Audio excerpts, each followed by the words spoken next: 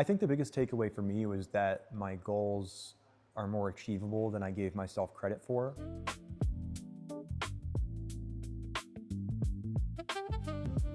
Life Paths Design is a really cool class because it lets you kind of like really chart out your future or like a potential future. Every other week we would meet with some professional in some field, a doctor, a dentist, all kinds of other professions, and hear about their work, what they enjoyed about it, what they didn't, how they got there, and what it took. When you really sit down and you plan it out step by step, even if it's not exactly what you want to do, it's such a good framework. But just sort of having the knowledge of like, I can do this is very valuable.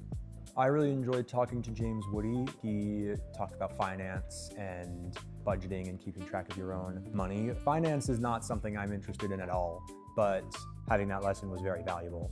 If you're someone who has difficulty deciding what it is you want to do, where you want to go, kind of how you want to plan out your future, it's a great way of looking at it and of seeing what could work for you.